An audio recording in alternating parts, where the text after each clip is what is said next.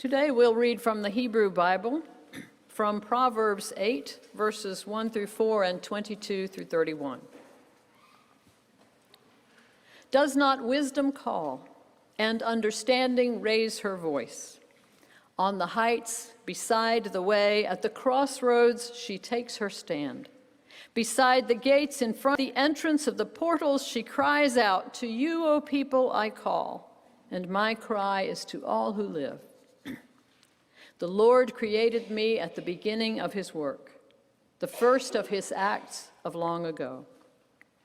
Ages ago, I was set up at the first before the beginning of the earth. When there were no depths, I was brought forth. When there were no springs abounding with water. Before the mountains had been shaped, before the hills, I was brought forth. When he had not yet made earth and fields or the world's first bits of soil. When he established the heavens, I was there. When he drew a circle on the face of the deep, when he made firm the skies above, when he established the fountains of the deep, when he assigned to the sea its limit so that the waters might not transgress his command, when he marked out the foundations of the earth, then I was beside him, like a master worker, and I was daily his delight, playing before him always, playing in his inhabited world, and delighting in the human race. In the beginning, God created wisdom. You don't remember that part of the creation story?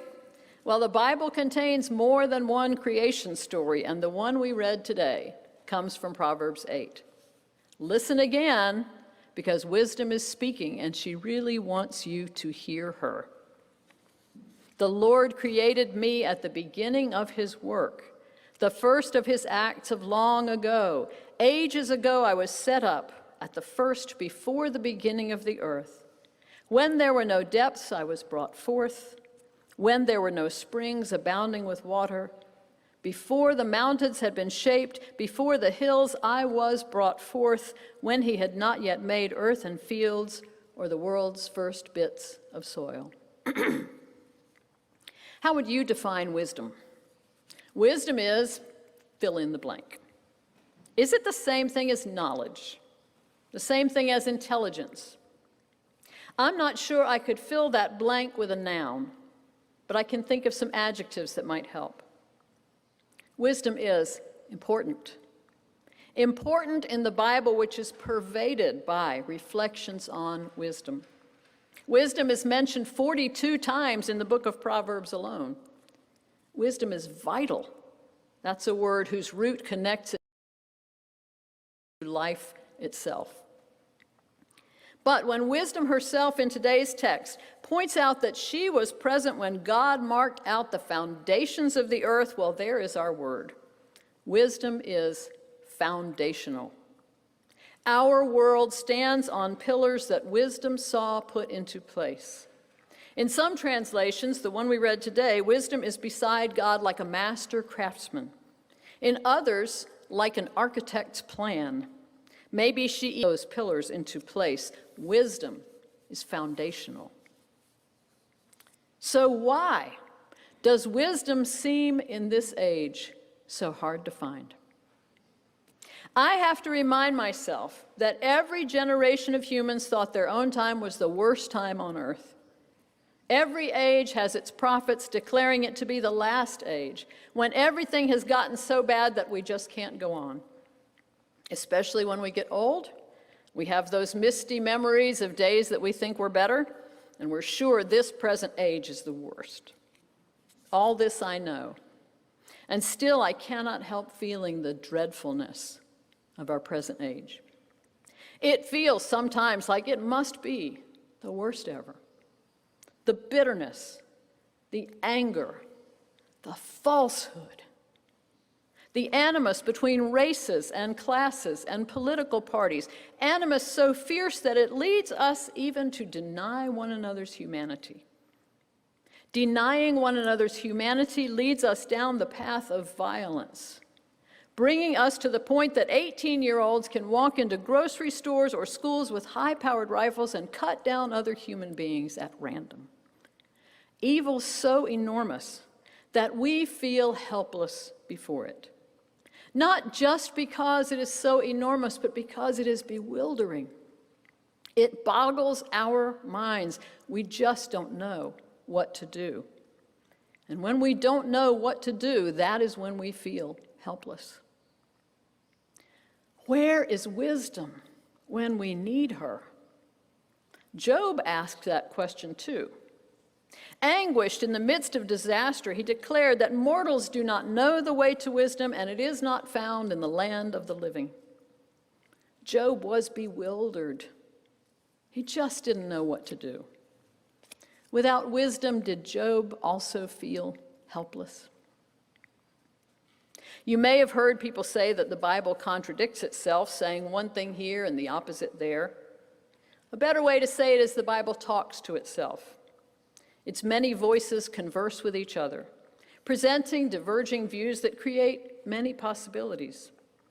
For example, while Job is crying that wisdom is impossible to find, Proverbs says she is standing on every street corner, and not quietly. She is crying out.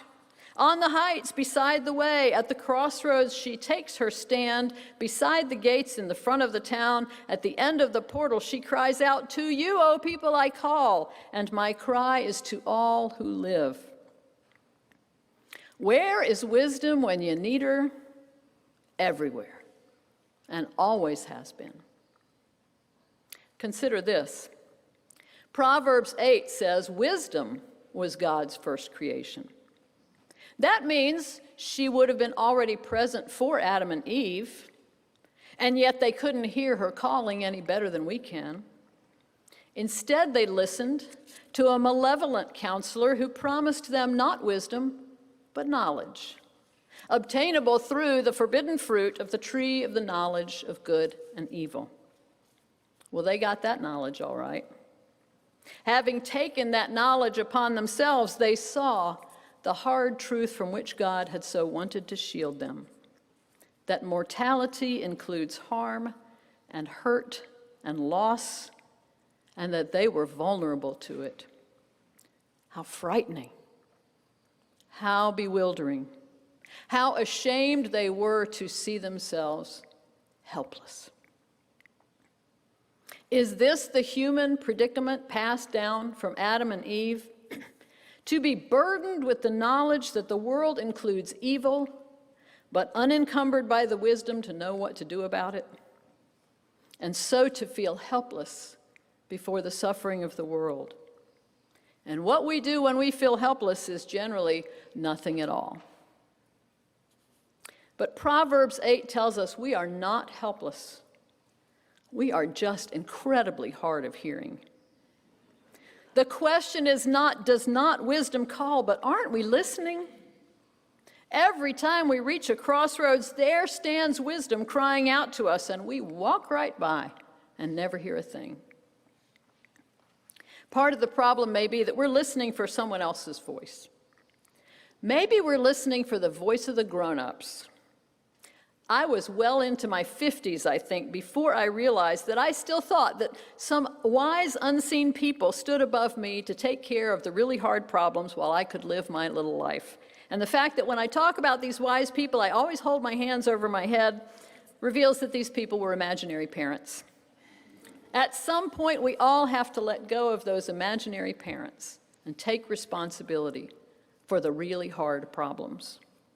We are all responsible for seeking wisdom. What would wisdom do for us? That gets back to synonyms for wisdom. How about wisdom is discernment?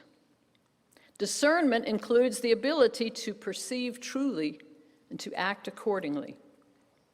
You know the serenity prayer. God, grant me the serenity to accept what I cannot change, the courage to change what I can, and the wisdom to know the difference. That is discernment.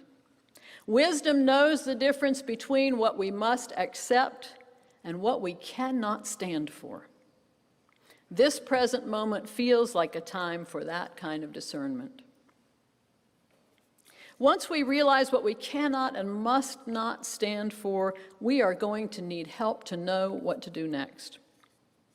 Maybe the most important thing wisdom can do for us at that point is to cure us of the illusion that we are helpless. We have had all we need, thanks be to God, from the beginning of time. Wisdom has always been here to present us with the world as it is and to invite us to learn from it, drawing on those foundations that she helped to put into place. Wisdom has always been here to offer the words or the deeds that are right for the time. So it is that biblical wisdom includes a measure of practical knowledge, knowing what to do and how to do it. And wise people do know that, sometimes. But more important, when they don't know what to do and how to do it, the wise still know where their help comes from. A wise person is not content to feel helpless. And Job, by the way, never actually felt helpless. He knew where help comes from, and he had the courage to ask and even to argue for it. That feels like wisdom to me. Wisdom opens our eyes to the source of our help. Had Adam and Eve been listening for her voice, wisdom could have assured them that God would not abandon them in their vulnerability. She could have told them that instead of fleeing from God's presence, they should run directly toward it, confessing their need, and they would have found help there. Wisdom has the same message for us. I struggled a lot with this sermon. I am as bewildered as you by the ongoing and increasing horror of violence in our world. Most recently, the horrors of Putin's war on Ukraine and the horrors of gun violence in our nation and even in our own city. I struggled with this sermon because the keen, critical mind of my 31-year-old son was talking to me in my head saying, "Mom, don't you have any solutions?" I don't have solutions. But I do have confidence that God has not left us helpless. Wisdom is with us. Wisdom has always been with us, present from the beginning. In this creation story, God made wisdom first. Maybe because God knew we would need wisdom the most. With wisdom and with God's help, may we know what to do next. Amen.